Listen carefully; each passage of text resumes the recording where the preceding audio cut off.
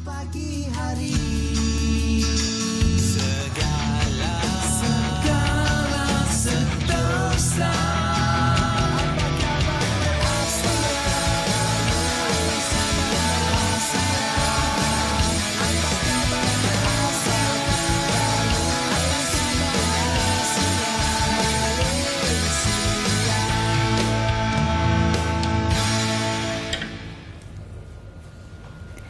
Hai, selamat pagi. Apa khabar anda semua bersama kami dalam Apa Khabar Malaysia edisi hari ini Jumaat bersamaan dengan 17 Februari 2023. Saya Helena Pahlavi dan menceriakan pagi anda hari ini turut bersama saya Nurul Hidayah Umur dan Helena, dan hari ini merupakan hari terakhir untuk sesi persekolahan pada penggal ini.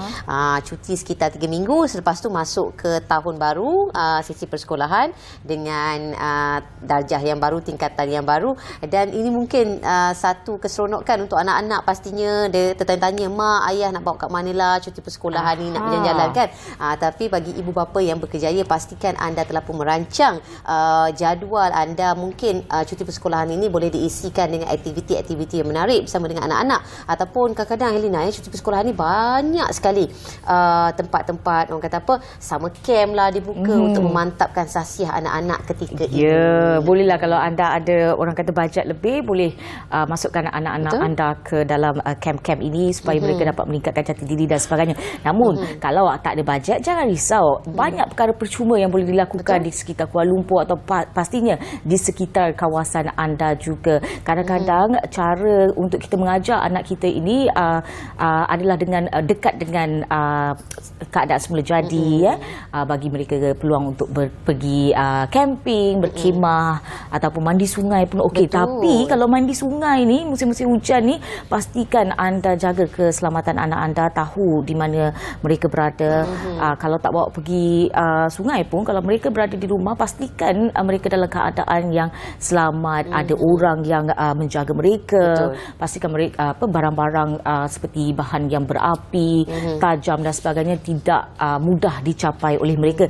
Dan juga kalau mereka yang suka main handphone tu, janganlah terlalu berikan kebebasan. Ada screen time lah, biar 2-3 jam cukup lah kan. Betul, itu yang pastinya. Orang kata apa, bersederhana itu lebih baik kan. Betul. Okey, dan seperti biasa kami di Apa Khabar Malaysia akan berkongsikan mengenai isu-isu yang semasa, dan pastinya keadaan ketika ini seperti mana kita sedia maklum, keadaan gempa bumi yang telah pun berlaku di Turki ketika ini mengakibatkan banyak kehilangan nyawa dan berikutan itu Perdana Menteri Datuk Seri Anwar Ibrahim mencadangkan supaya semua petugas pasukan mencari dan menyelamat khas Malaysia ataupun SMART yang berkhidmat dalam misi menyelamat mangsa gempa bumi di Turki dan Syria ini diberikan allowance khas bagi menghargai usaha dan juga jerit payah mereka ini. Dan menurut Perdana Menteri ia termasuk untuk memberikan CJ penghargaan serta pingat khidmat khusus sebagai menghargai pengorbanan serta komitmen petugas yang terlibat. Dan sementara itu Perdana Menteri turut berkata beliau telah memberikan persetujuan supaya pasukan SMART yang sepatutnya yang dijangka berada sekitar 2 minggu di sana melanjutkan tempoh perkhidmatan mereka di situ atas permintaan Perdana Menteri Turki iaitu Erdogan. Dan pelanjutan tempoh itu katanya ketika ini adalah perlu kerana masih lagi terdapat ribuan jenazah yang tidak dapat dikeluarkan ataupun tertimbus di bawah runtuhan bangunan yang perlu dikeluarkan serta dikatakan memerlukan tenaga yang lebih untuk mengeluarkan mangsa yang tertimbus.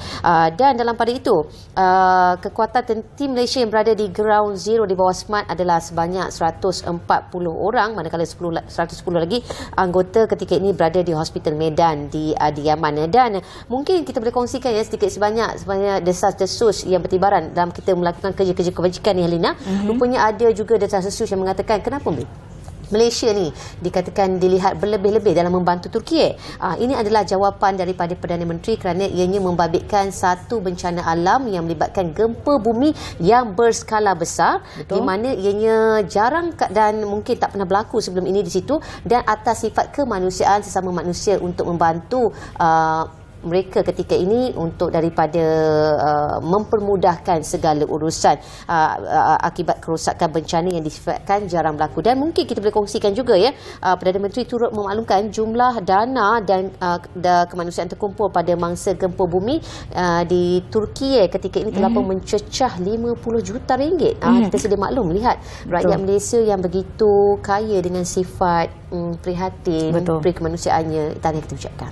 Tetapi ada juga yang mengambil kesempatan di mana skamer-skamer ini memohon derma untuk mereka membantu mereka yang berada di Turki. Apapun yang kita lakukan, pastikan kita berjaga-jaga, pastikan saluran derma yang kita buat itu di saluran yang betul. Baik, ini juga kami nak kongsikan kepada anda yang berada di Sarawak, di mana Pejabat Perdagangan dan Pelancongan Sarawak Singapura Stratos akan membawa 52 pemilik perniagaan Singapura ke Sarawak, ke Kuching untuk pertukaran perniagaan dan budaya yang unik. Stratos juga dalam kenyataan hari ini memaklumkan program itu akan diadakan dari 20 hingga 24 Februari ini bertujuan mempromosikan peluang perniagaan di Sarawak, meningkatkan persefahaman budaya antara Singapura dan juga Sarawak. Dan antara perniagaan ataupun pemilik perniagaan yang akan turut serta dalam program ini adalah melibatkan industri makanan dan minuman, F&B. Kita ada juga mereka daripada industri logistik, pembungkusan dan sebagainya. Dan kita percaya bahawa acara ini dapat membantu mereka yang berada di Kuching Sarawak untuk meneroka peluang perniagaan baru sama ada di Kuching ataupun di Singapura, dan juga mewujudkan satu rangkaian ahli perniagaan supaya senang segala proses daripada A hinggalah ke hujung tu dapat dilakukan dengan baik, dan juga kita dapat mempelajari lanskap perniagaan di antara Kuching, Sarawak dan juga Singapura. Baiklah, itu antara yang kami boleh kongsikan kepada anda pagi ini. Namun kalau anda boleh baca di portal kami sendiri, dan juga kami sebarang hibahan dan segalanya anda boleh pergi ke email saja kami di akmbernama.tv@gmail.com. Baik, sekiranya ada cadangan lah kan, betul, nak dikemukakan. Dan baiklah, seperti biasa kita nak meninjau mengenai ramalan cuaca hari ini, dan selepas itu langsung ke bilik berita bersama dengan rakan penyampai. Dipersilakan. silakan.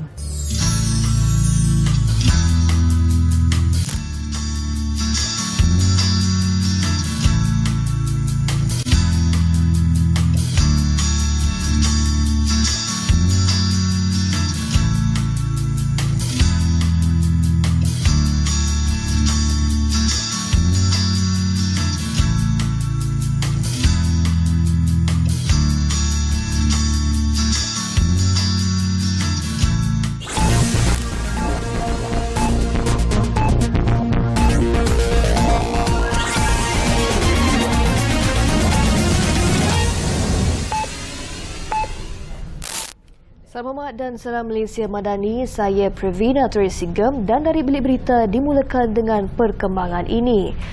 Polis nafi dakwaan seorang lelaki bahawa terdapat mangsa kemalangan di Bukit Damansara tidak dibenarkan membuat laporan polis di sebuah balai di situ.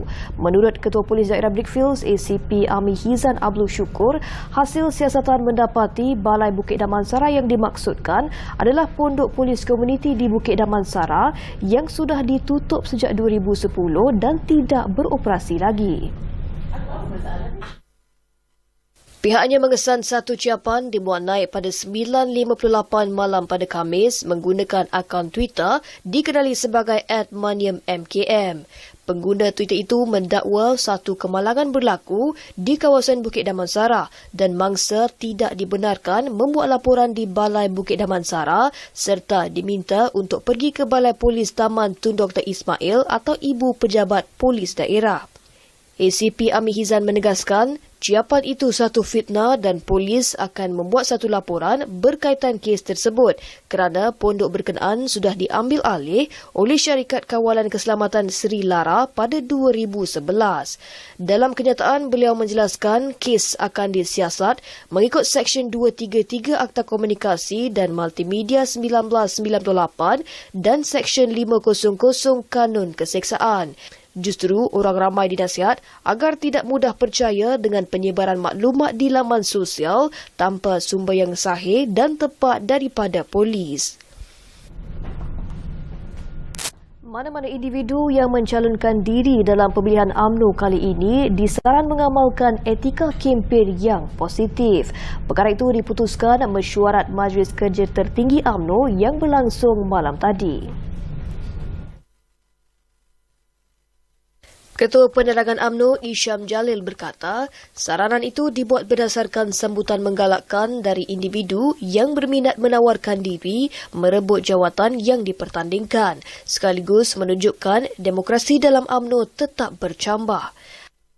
Tapi kita galakkan kempen positif, jangan buat kempen negatif, membuka attack ataupun secara negatif lah calon-calon dalam UMNO, sebab kita pun tak mahu bila kita kempen negatif ni nanti bukan orang dalam UMNO saja tengok, parti lawan pun tengok. UMNO menetapkan pemilihan parti bermula 1 Februari ini didahului persidangan tahunan dan pemilihan wanita, pemuda dan puteri di peringkat cawangan. Manakala mesyuarat perwakilan dan pemilihan jawatan kuasa wanita, pemuda dan puteri bahagian diadakan serentak dengan peringkat pusat 11 Mac ini.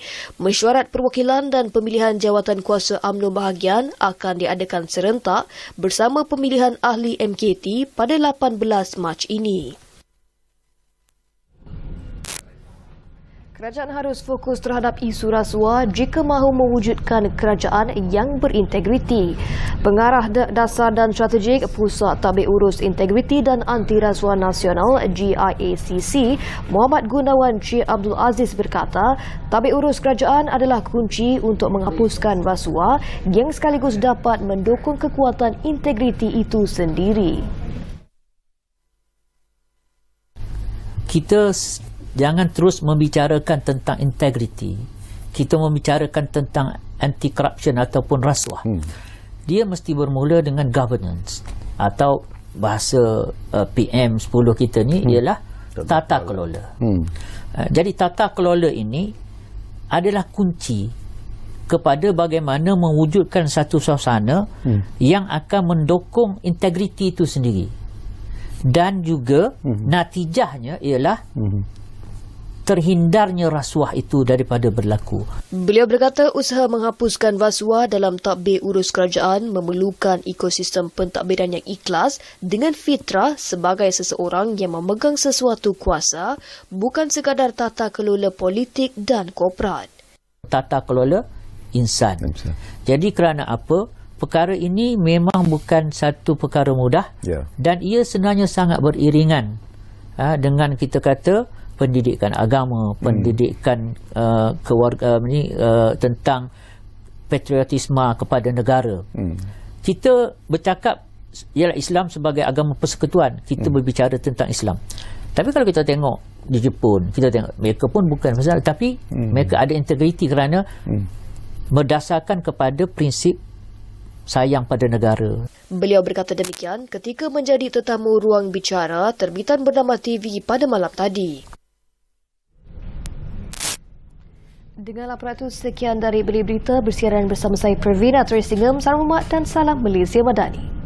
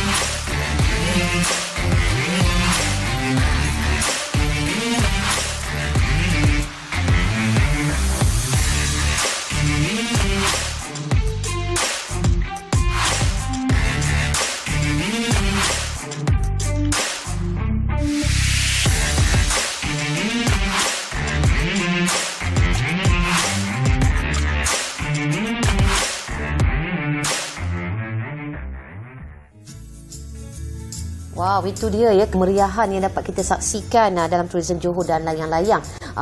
Pelbagai aktiviti yang penuh dengan warna-warni. Orang kata apa, Helena, cuti sekolah anak dah nak bermula pada hujung minggu ni. Jadi bapa yang tertanya-tanya nak bawa ke mana, ini adalah lokasi yang tepat untuk membawa anak-anak anda sama-sama bercuti di Johor, boleh mendapatkan pelbagai aktiviti yang menarik di situ. Dan kita nak bincangkan hari ini. Hari ini kita nak bicara tentang Festival Nusantara dan juga layang-layang Pasir Gudang. Untuk itu kita bersama dengan dua tetamu istimewa kita. Di sebelah saya kita ada teknologis Dr. Muhammad Azlan bin Abdul Jalil, Timbalan Pengarah Tourism Johor, dan di sebelah sana kita ada AJK, Majlis Pelayang Malaysia dan Persatuan Pelayang Johor, iaitu Encik Salahuddin Marwan. Terima kasih kerana sudi bersama dengan kami dalam Apa Khabar Malaysia. Dan kita nak bertepatan dengan tajuk kita hari ini dan sebelah pun ada wow dan sebagainya. Mungkin Dr. Azlan boleh mulakan dulu.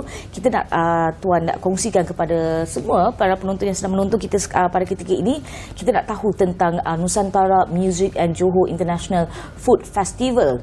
Apa objektifnya, matlamatnya dan sebagainya. Okay, terima kasih.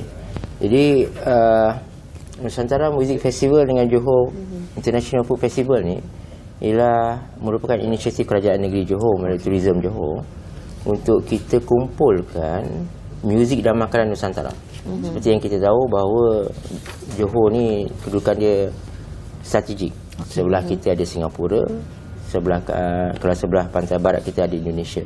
Jadi kita di Johor ni kita share rumpun budaya dan warisan yang sama. Jadi bila Johor start untuk bawa perkara berkaitan tentang Nusantara punya ni, makanan yang sama tapi rasa yang berlainan. Muzik yang hampir sama tapi dia punya gaya berlainan. Mungkin kalau kita tengok Zapin, sebenarnya Zapin ada berapa banyak ciri-ciri Zapin yang berlainan. Jadi apa yang kita cuba buat ialah kita cuba kumpulkan Nusantara punya tarikan datang ke Johor. Jadi dekat situ kita share dan hopefully tiga-tiga negara ni kita boleh rasa mungkin makanan yang berbeza daripada tiga negara yang berlainan. Kita boleh tengok persembahan yang menarik daripada artis daripada Singapura, artis daripada Indonesia, semuanya ada dekat Johor lah. Because Johor aim to be dia punya attraction untuk tourism bagi tiga negara ni. Itu dia, sangat menarik antara mengumpulkan negara-negara Nusantara juga. Dan untuk Cik Salahuddin, pastinya merupakan AJK Majlis Pelayang. Kita nak tahu juga setakat ini bagaimana persiapan dalam tahap bagaimana untuk Festival Nusantara dan layang-layang Pasir Gudang 2023 yang bakal berlangsung tak lama lagi. Okey, Assalamualaikum dan terima kasih pertama sekali. Terima kasih pada TV Purnama untuk menjemput kami memberi informasi kepada Festival Layang Sedunia untuk kali yang ke-25 ataupun Jubli Perak, sambutan Jubli Perak pada tahun ini. Dan Alhamdulillah setakat ini jawatankuasa kerja yang telah dibentuk oleh Persatuan Pelayang Johor mengajar bersama dengan Majlis Pelayang Malaysia di Pasir Gudang dah mencapai ke tahap 85% persiapannya. Cuma sedang menunggu kunjungan daripada pemain-pemain peserta-peserta antarabangsa, peserta kebangsaan dan juga para pengunjung, peminat-peminat wow sedunia dan juga setempatan. Dan dikatakan banyak 40 negara yang akan menyertai. Antara negara-negara yang menyertai World Kite Festival ni apa?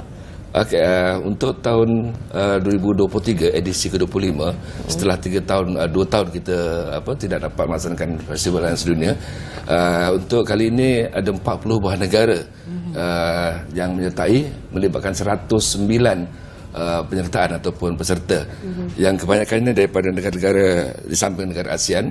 Kita juga ada negara daripada Australia, Austria, Brazil, Bulgaria, Kanada, China, Croatia, Republic Czech, England, Germany, Holland, Hong Kong, Ireland, Italy, Korea, New Zealand, Nepal, Northern Ireland, Poland, Portugal, Scotland, Spain, Sweden, Switzerland, Syria, Taiwan dan Turki, Ukraine, USA dan Wales.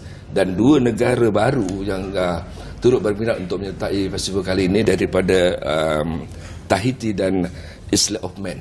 Ini pun negara barulah yang kita baru kali pertama dia berminat untuk menyertai. Mesti meriah kan. International. InsyaAllah. Okey.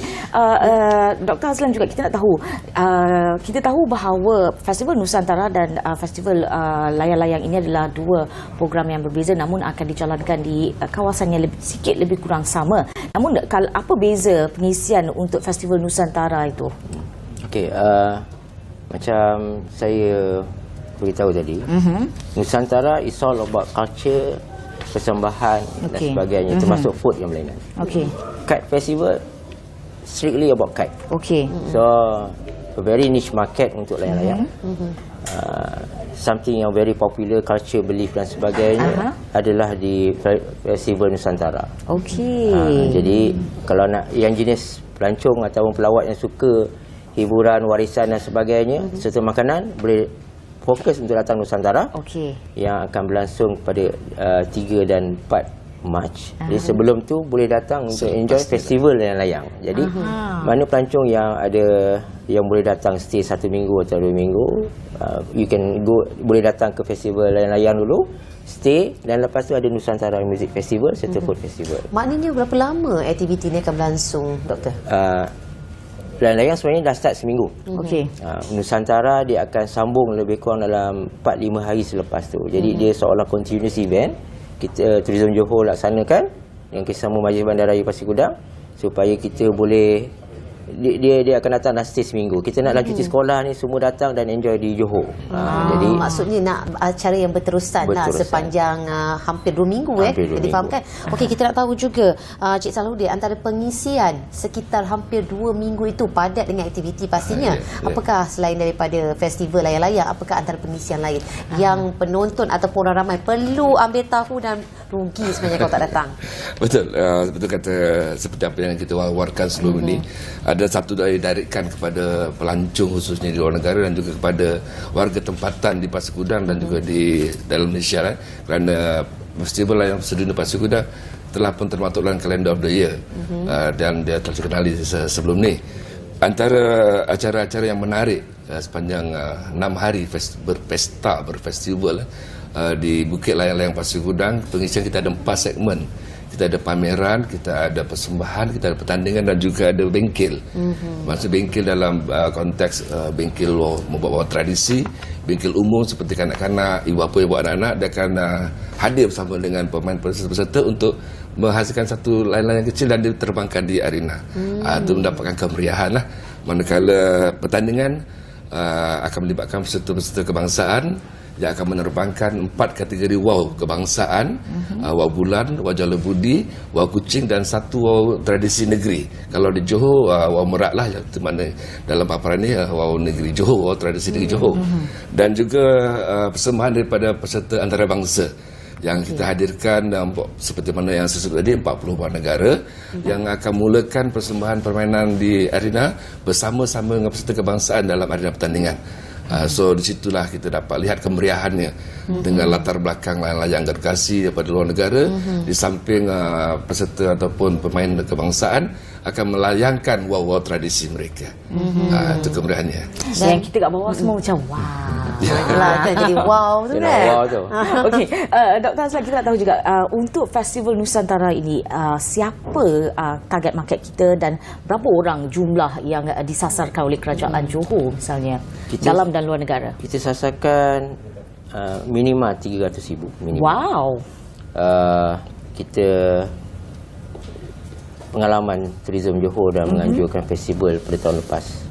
600 dekat-dekat 700,000 datang ke Festival Music Johor. Jadi kita anggarkan pada kali ini dia akan dapat separuh daripada itu. Sasaran pelancong macam saya beritahu ni dah dalam musim cuti sekolah. Betul. So domestic target market kita ialah daripada seluruh Malaysia akan datang. Okey. Kita juga dah buat engagement dengan Konsulat Jeneral daripada Singapura dan Indonesia. A lot of Indonesia punya turis kan boleh datang daripada Kepulauan Riau, dia akan naik ferry mungkin daripada Sulang dan sebagainya.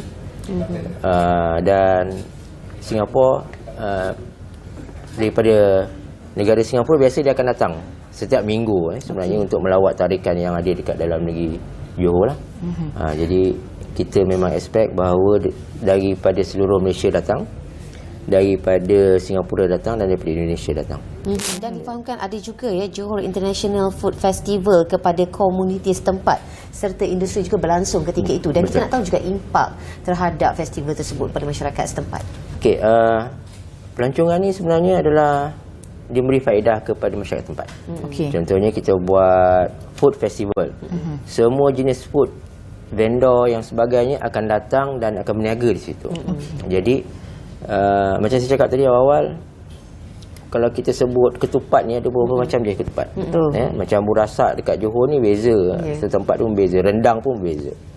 Jadi semua orang boleh rasa hampir semua jenis rendang yang sama. Yalah, saya dengar pun terliur dah ni kan. Dia mesti datang.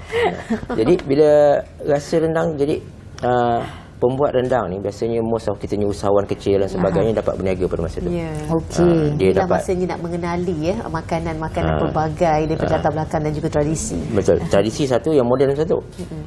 Mungkin ada macam nasi ambang. Nasi ambang dekat Johor ni ada daripada yang asli sampai yang moden. Yang moden ni dia dah modified sikit tapi rasa dia mengekalkan rasa asli. Jadi kita kena rasa nasi ambang moden dan nasi ambang asli supaya kita dapat tahu dia ni beza dia. Dan in the end always benefit kepada lokal, sebab lokal yang akan berniaga. Okey. So Peluang ekonomi nak ada dekat so situ. kalau 300,000 orang boleh datang dan rasa rendang yang sama, peluang perniagaan tu kita serahkan kepada local community. Datanglah berniaga di sana, servelah makanan yang paling sedap dengan kualiti perkhidmatan yang sangat bagus. Itu dia. Kita tanya Encik Salahuddin juga kan, banyak setiap tahun festival ini diadakan, tapi kita tak tahu juga apa yang membezakan ataupun gimmick untuk tahun ini yang special yang akan dipamerkan tahun ini. Okey, bila tanya pasal gimmick kan, soalan pertama je lah, nak tahu datanglah. Dah agak dah. Susah lah macam ni, dia kena bagi lagi tarikan. Apa kita Teaser dulu. infokan apa yang patut untuk halayak tahu, ataupun masyarakat di luar sana tahu bahawa setiap tahun kita akan menampilkan kelainan supaya ini satu ikon kepada masyarakat tempatan. Bila ada festival akan ada satu gimmick yang memeriahkan suasana, menjadikan daya tarikan kepada pengunjung. Untuk tahun ni kita ada macam pelancaran bunga api, pertunjukan bunga api. Biasa nak sambung merdeka bunga api, kali ini kita tengok festival ada bunga api. Dan juga dalam bunga api itu pula ada pelbagai variasi lah. Dan yang menarik satu lagi, kita menjemput satu pasukan menggunakan kita panggil LED stringless. Maksudnya menerbangkan layar tanpa tali menggunakan remote dan terbangkan waktu malam dengan bercahaya yang diterbangkan oleh daripada pasukan Go Fly Kite Singapore. Kita undang khas pada tim mereka untuk membuat persembahan pada waktu malam dan juga pada waktu perasmian. Mereka menerbangkan layang dalam dewan perasmian tersebut ataupun penutupan tanpa menggunakan tali, macam remote lah, tapi benda tu bentuk layang-layang. Memang menarik. Nak cerita yang akan mendapat pengiktirafan Malaysia Book of Records. Itu pun satu perkara lagi bila pelayan Johor khususnya dan juga Majlis Pelayan Malaysia yang bersama Dewan Majlis Raya Bahasa Udang serta tourism of course kan, bila kita dapat hak untuk penganjuran, kita cuba melakukan sesuatu untuk kita angkat sebagai pengiktirafan dalam Malaysia Book Record. Jadi pada tahun ini kami mencadangkan untuk melancarkan satu permainan wow tradisi oleh 25 peserta antarabangsa daripada 25 buah negara. Okey. Yang menariknya kerana mereka selama ini tidak pernah tak terbiasa dan kadang-kadang mereka kata permainan wow adalah satu permainan yang sukar pada mereka. So kali ini kita beri peluang pada mereka untuk menerbangkan 9 jenis wow di negeri, wow tradisi negeri bersama wow tradisi kebangsaan dengan berpakaian tradisi masyarakat tempatan. Sangat menarik itu. Sangat menarik. Itu antara yang kita katakan, biar mereka berpakaian seperti orang Melayu atau orang Malaysia, menerbangkan wow Malaysia, tetapi selain mereka adalah warga negara antarabangsa. Menarik. Dan kita nak sentuh juga kepada doktor ya, di akhir-akhir rancangan ini mengenai harapan pastinya terhadap para penonton yang menonton ketika ini dan terhadap pelaksanaan terhadap Festival Nusantara dan layang-layang yang bakal berlangsung tak lama lagi. yang mewakili Kerajaan Negeri Johor, Esko Pelancongan serta Tourism Johor, kita sebenarnya berharap lebih ramai rakan-rakan, pelawak pelancong seluruh Malaysia datang ke Johor. Kami nak tuan-tuan dan puan enjoy Johor. Macam saya beritahu pada awal tadi, kita ada a series of event. Hampir setiap bulan kita ada. Even pada bulan 3 ni, Raja Live in Johor, Majestic Johor Concert kita dah introduce. Kita akan bawa artis antarabangsa datang ke Johor. Because macam saya cakap tadi, dia di tengah-tengah. Jadi datang Johor, enjoy di Johor, enjoy tarikan di Johor. Ada macam-macam produk pelancongan di Johor. Layang-layang ni salah satu dia. Event dekat sana ada muzium layang-layang, belajar tentang layang-layang, belajar tentang makanan, enjoy makanan. Pergi kita punya Legoland, pergi kita punya Desaru, pergi kita punya Island. Kita ada banyak tarikan alam semula jadi yang tak ada di tempat lain. Jadi melalui pengenalan siri-siri acara yang datang ni, bila datang 3 hari 2 malam enjoy acara, lepas tu pergi melawat ke tempat yang kita ada. InsyaAllah sambil ke festival, kemudian teruskan lagi aktiviti melancong ke Serata Johor. Betul. Itu dia. Baik, itu dia tentang Festival Nusantara dan Layang-Layang Pasir Gudang. Terima kasih kepada kedua-dua tetamu kita, dan pada ketika ini kita nak kongsikan kepada anda satu visual yang telah disiapkan oleh wartawan kami dari Sabah. Jom kita saksikan.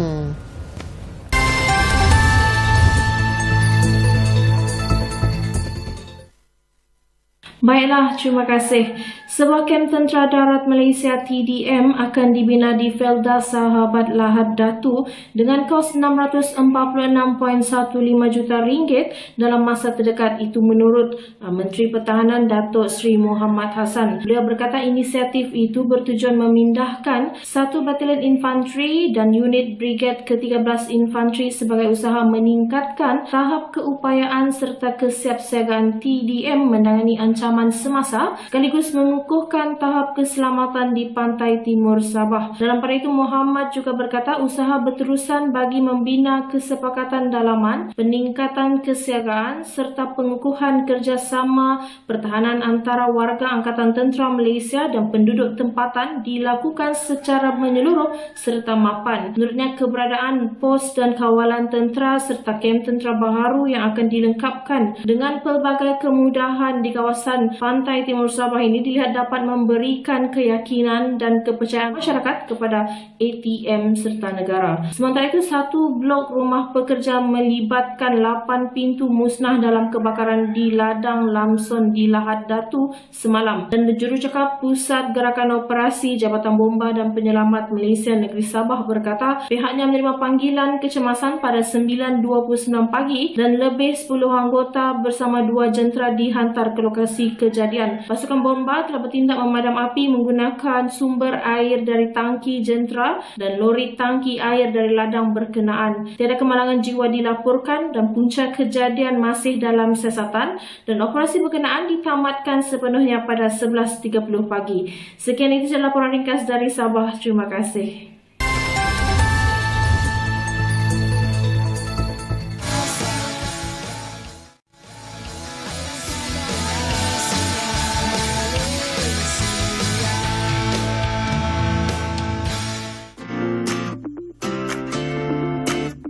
Melentur buluh biarlah dari rebungnya. Itulah peribahasa yang paling tepat dipotretkan kepada persembahan bangsawan hikayat 1001 Malam Aladin. Dilaksanakan dan dijayakan oleh barisan para pelajar dari Sekolah Seni Malaysia Kuala Lumpur, persembahan teater musikal bangsawan hikayat 1001 Malam Aladin ini nyata memukau para penonton. Untuk mengetahui dengan lebih lanjut mengenai persembahan ini, apa kata kita bersama Pengetua Sekolah Seni Malaysia Kuala Lumpur, Puan Suryani binti Abu Ghani. Untuk mengadakan program ini, dia sebenarnya bermula pada awal tahun bulan Januari. Jadi dalam masa yang singkat kami dapat juga mengadakan pementasan ini walaupun kekangan dari segi masa, di mana kebanyakan murid ada yang terlibat dengan festival Mutiara Seni dan juga konsert diraja. Bagi pihak ibu bapa, mereka memang tertunggu-tunggu produksi hasil dari kreativiti murid-murid sekolah seni ini, di mana dalam tempoh 2 tahun tidak ada pementasan untuk ditampilkan kepada ibu bapa. kami akan mengadakan pementasan teater ini setiap tahun tetapi pelbagai hikayat. Jadi setiap tahun ceritanya adalah berbeza. Bukan yang samalah tetapi masih lagi cerita yang berunsur klasik. Untuk mengangkat cerita klasik ini bukan senang.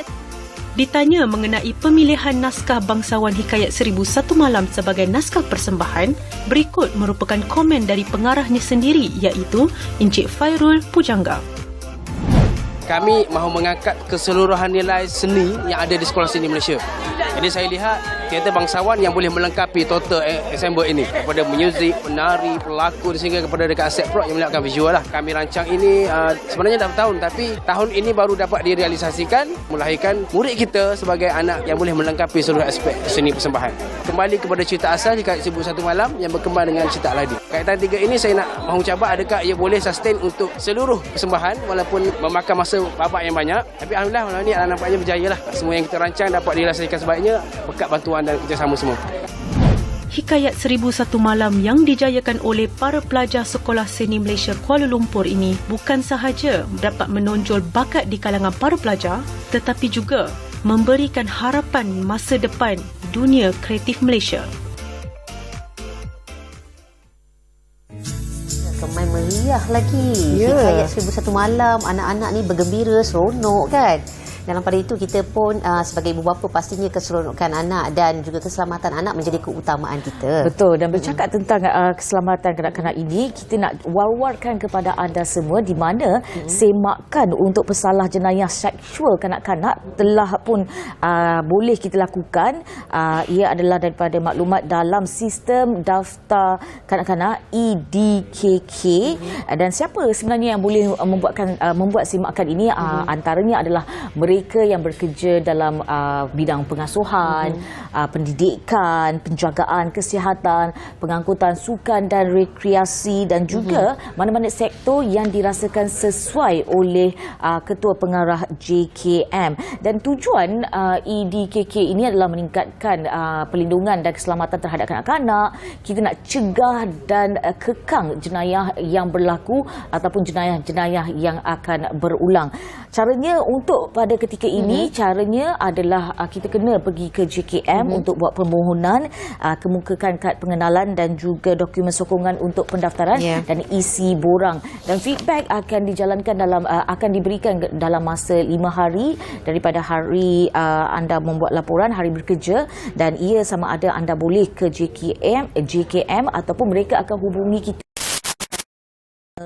fax ataupun surat, dan diharapkan sistem ini boleh membantu kita menghalang daripada kanak-kanak atau anak-anak kita daripada gangguan seksual dan sebagainya. Dan bercakap tentang gangguan seksual, kali ini kita nak berbicara tentang gangguan seksual dan secara menyeluruh. Betul. Dan jangan diam diri sekiranya anda adalah bangsa. Dan untuk itu kita bersama dengan pensyarakanan Fakulti Undang-Undang Universiti Teknologi Mara Shah Alam iaitu Puan Mimi Cynthia Muhammad Bajuri atau lebih mesra dikenali sebagai Mami. Okey Mami, terima kasih kerana sudi bersama kami dalam Apa Khabar Malaysia hari ini. Dan sebelum kita nak memahami konsep gangguan seksual ini, apa yang dikatakan gangguan seksual itu? Terima kasih Helena dan Nurul, dan terima kasih juga program Apa Khabar Malaysia kerana menjemput Mami. Sebelum kita mengupas lebih lanjut tentang kisah-kisah gangguan seksual ini, definisi gangguan seksual menurut undang-undang adalah merupakan satu perbuatan yang berunsur seksual yang sama ada dalam bentuk lisan, bukan lisan ni isyarat lah ataupun visual ataupun fizikal ataupun bersifat psikologi, dan ia dilakukan berulang-ulang untuk menyinggung, mendatangkan ketidaknyamanan dan ketidaksejahteraan kepada seseorang. Okey, gangguan seksual tu kena dilakukan berulang-ulang ataupun sekali saja kita dah boleh adukan perkara ini kepada mereka yang bertanggungjawab. Macam mana? Betul Helena, kadang-kadang orang berpendapat begini, ianya harus dilakukan secara berulang-ulang, tetapi yang sebenarnya adalah kadang-kadang sekali sahaja pun ia boleh dianggap gangguan seksual kalau ia ekstrim. Sebab kadang-kadang kita ambil maklum juga kalau tidak sengaja tersentuh atau secara tidak sengaja.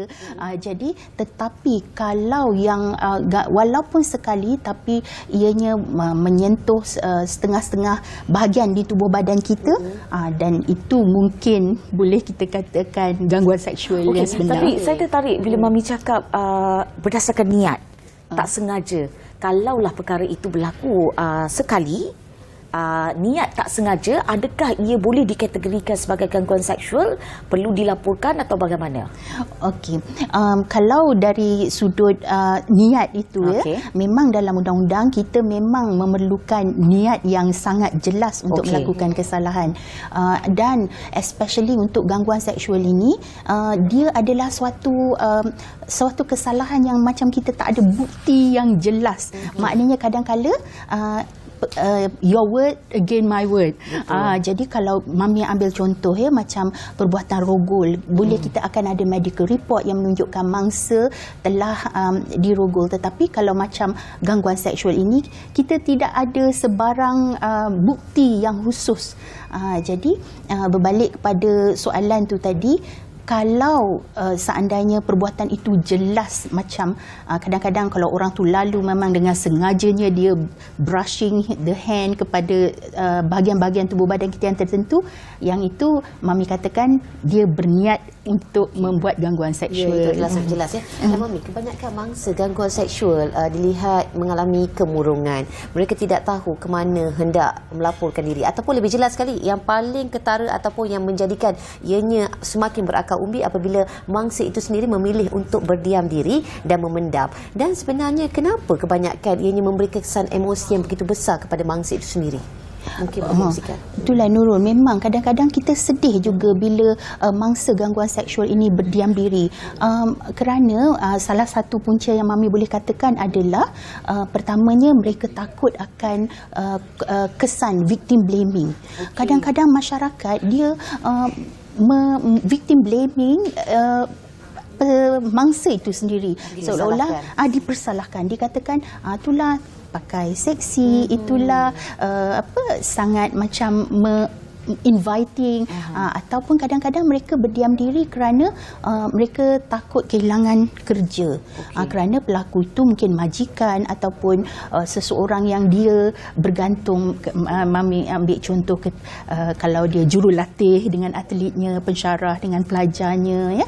Jadi mereka memilih jalan untuk berdiam, dan yang paling malang sekali, berdiam tu kadang-kadang mereka tak tahu hak mereka. Mereka merasakan ini gurauan. Kadang-kadang mereka merasakan kalau saya bersuara, orang kata saya perasan. Misalnya macam seolah-olah menuduh dan membuat tomahan kepada pelaku itu. Dan seharusnya kita, di manakah mereka seharusnya melaporkan kepada pesalah ataupun kesalahan seksual ini berlaku? Bergantung kepada di mana kesalahan berlaku. Gangguan seksual boleh berlaku di mana-mana saja, sama ada secara realiti dan di alam maya, di universiti, di tempat kerja, di mana-mana saja. Jadi nasihat Mami kepada mangsa untuk melaporkan kesalahan gangguan seksual ini, pertamanya kalau dalam konteks pekerjaan, kita boleh laporkan dulu. Pertamanya kita laporkan dulu kepada majikan kita. Tapi persoalannya, what if majikan yang melakukan gangguan seksual? Betul. Jadi kadang-kadang kalau itu Mami akan nasihatkan mangsa pergi ke Jabatan Human Resource. Kadang-kadang tapi itulah human resource pun balik kepada majikan. Jadi kalau untuk itu, kalau mangsa merasakan tidak ada pembelaan daripada majikan, dan itu kita laporkan kepada polis. Sebab kadang-kala Nurul, Helena, mereka bukan nak sangat majikan ini diambil tindakan, tetapi mereka mahu menghentikan perbuatan itu supaya dapat meneruskan kerja dengan baik. Okey, dan bercakap tentang gangguan seksual ini, kita faham bahawa gangguan seksual ini terdiri daripada beberapa kategori. Ia boleh jadi secara visual, secara lisan, bukan lisan, dan juga psikologi dan sebagainya. Mungkin Mami boleh ceritakan secara terperinci apa kategori ini? Betul. Terlanjur kita berbincang tentang gangguan seksual ini, Mami rasa eloklah kita dedahkan kepada masyarakat jenis-jenis gangguan seksual supaya memberi pendedahan dan memberi ilmu kepada mereka. Pertama, gangguan seksual terjadi secara fizikal. Fizikal ni kita tahulah seperti memegang, menepuk, mencium, ataupun kalau Mami boleh bagi contoh, seandainya di tempat kerja majikan dan pekerjanya kalau nak semak kerja berada berdekatan sehingga menyebabkan ketidakselesaan kepada pekerja tapi takut nak cakap ataupun menjaga hati, ataupun co-colleague ataupun rakan sekerja, ya, membuat gesture tepuk bahu atau sebagainya dengan alasan ini gurauan. Dan yang jenis kedua, kalau gangguan seksual secara lisan, itu yang dia terus cakap ataupun kata mengajak melakukan perkara-perkara yang berunsur lucah, atau kadang-kadang dia tak direct, dia macam berkias-kias tapi berunsur seksual. Kalau kita kata psikologi pula, Helena, kita ini adalah berkaitan dengan contohnya mengajak pergi dating berkali-kali dan mengesyorkan untuk ke bilik tidur kadang-kadang, dan kalau berunsur visual pula menghantar gambar-gambar yang tidak sepatutnya, gambar alat kelamin, video-video lucah, dan yang seterusnya kalau tadi kita ada fizikal, lisan, bukan lisan, isyarat dan juga kita kata psikologi. Kategori psikologi itu bagaimana pula, Mami? Mungkin boleh jelaskan lebih lanjut. Kategori psikologi, Nurul, adalah apabila tidak ada sentuhan tetapi akan menyebabkan kita kata kecederaan mental, mental ataupun perasaan yang tidak gembira bila mana contohnya majikan kita atau rakan sekerja kita acap kali menyarankan agar kita keluar on a date, ataupun kata I ada tiket, ataupun lepas tiket kita pergi check in misalnya. Perkara-perkara ini tidak wajar untuk diperkatakan secara, lagipun kita tidak ada ikatan, dan ini akan bila mangsa itu kata I'm not comfortable ke apa, dia kata alah gurau-gurau je. Tapi sebenarnya tadi tu kalau mangsa itu bersetuju, mungkinlah maknanya ada unsur nak cuba nasib dari situ. Dan kita nak tahu juga apa dia thin line yang membezakan ini adalah gurauan semata-mata dan ini adalah gangguan seksual. Kadang-kadang dia mengurat-ngurat, kadang-kadang dia macam-macam kat kita. So apa boundary itu di mana? Betul, Helena, memang is a very thin line between gurauan dan gangguan seksual. Jadi kalau gurauan contohnya, ya, ataupun Mami suka katakanlah kalau orang muda-muda kita ni secara tabiinya suka kepada pasangan yang berlainan jantina. Kadang-kadang kita mula berkenalan dan macam berkenalan, berbual-bual, berbual mesra. Itu macam proses ta'aruf katanya, mengorat-ngorat sikit, ya. Jadi mengorat-ngorat sikit-sikit ni kita tak katalah sebagai gangguan seksual. Tapi kalau perbuatan dilakukan ta'aruf quote unquote dilakukan secara berlebihan dan secara tidak berhemah, ini mungkin akan terlajak ke arah gangguan seksual. Okey, dan ini juga kita nak kongsikan satu berita baik, di mana Akta Anti Gangguan Seksual 2022 telah pun diluluskan di bawah Akta 840 pada 18 Oktober 2022. Dan seperti yang kita tahu, bagaimanakah akta ini dilihat dapat membantu mangsa gangguan seksual ini dan sekaligus dapat mengurangkan lagi jumlah kes sedemikian. Ya, Mami selaku pengamal undang-undang, Mami turut bergembira bersama-sama rakyat Malaysia yang lain mengalu-alukan kedatangan Akta Anti Gangguan Seksual ini, kerana akta ini adalah merupakan satu alternatif kepada mangsa untuk mengambil tindakan. Kerana selama hari ini kita tidak ada satu akta yang khusus berkaitan dengan akta gangguan seksual, dan akta ini adalah di mana akta ini memberi peluang ataupun memberi ganti rugi kepada mangsa yang telah mengalami gangguan seksual. Jadi yang bagusnya akta ini, Nurul, ya, kerana it is less formal kerana yang melakukan pendengaran adalah tribunal, bukan macam kita masuk ke mahkamah bersama hakim yang penuh formality dan akan sedikit mencetuskan rasa gugup. Dan begitu juga semasa pendengaran tidak ada tidak ada lawyer, tidak ada peguam yang akan mewakili mangsa dan juga pelaku. Jadi bermakna kita akan diadili secara fair, kerana kadang-kala kita kata jumlah untuk hire lawyer agak mahal. Jadi kalau kita ada tribunal yang tidak memerlukan lawyer dan kita sendiri menerangkan apa yang berlaku, dan dia nampak lebih adil. Betul. Sebenarnya Mami, saya nak tanya juga satu soalan kan mengenai sex grooming. Sex grooming ini adakah ianya dikategorikan sebagai gangguan seksual juga ataupun bagaimana? Ya, boleh. Sex grooming ini juga Nurul memang boleh termasuk di bawah gangguan seksual, tetapi kerana di bawah sexual grooming ni di bawah Akta Kanak-kanak ataupun sexual offences against children, ada peruntukan khusus. Jadi untuk menghukum, kerana ini lebih berat lagi daripada gangguan seksual. Baik, Mami, sebelum kita berpisah, mungkin Mami ada nasihat ataupun apa sahaja yang ingin dikatakan kepada pengguna ataupun penonton di luar sana supaya satu, mereka lebih cakna tentang kategori jenayah ataupun gangguan seksual ini, dan supaya mereka berhati-hati, dan ketiganya supaya mereka tidak lagi berdiam diri, ambil tindakan untuk menghentikan perkara ini. So mungkin sedikit harapan dan juga kata-kata kepada penonton kita. Untuk nasihat Mami kepada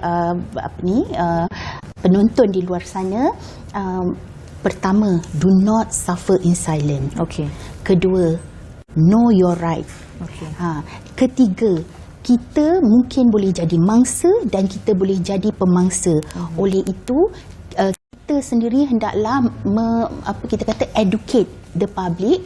Kalau kita ada sedikit ilmu, kita educate the public bahawasanya ada akta atau ada undang-undang yang boleh melindungi kita.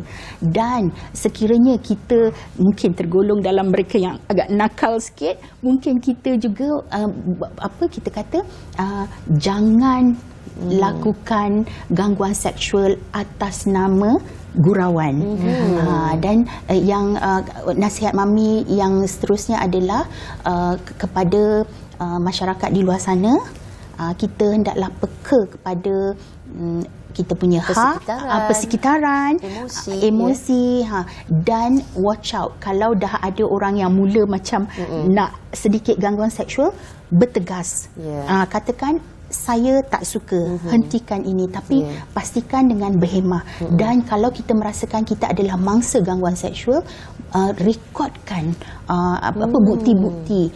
Kalau kadang-kadang pelaku itu, masa pelaku melakukan perbuatannya, kita tak boleh rekod, tapi kita pesan pada kawan itu kita. Dia sebenarnya bukan banyak lagi kan yang perkongsian dapat kita saksikan, dan apa pun kita perlu menghormati sesama individu supaya tidak berlakunya perkara yang tidak diingini ini. Okey, dan terima kasih kita ucapkan sekali lagi kepada tetamu kita, iaitu Puan Mimi Cynthia Muhammad Bajuri atas topik perkongsian begitu menarik sekali. Nak bercakap memang takkan habis, dan diharapkan dapat memberi ilmu kepada kita di luar sana bagaimana nak melindungi diri kita daripada menjadi mangsa gangguan seksual. Dan seperti biasa, kita dah sampai ke akhir rancangan, dan sebelum itu mungkin tak terlambat kita nak ucapkan salam takziah kepada penerbit kita Karim yang telah pun kehilangan ibunda tercintanya. Salam takziah daripada tim Apa Khabar Malaysia, dan semoga roh Allah yarham ibundanya kekal bersemadi dengan tenang dan ditempatkan di kalangan mereka yang beriman.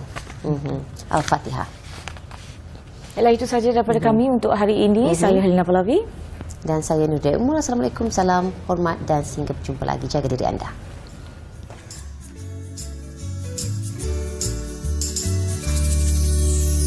Senyum segar di pagi hari,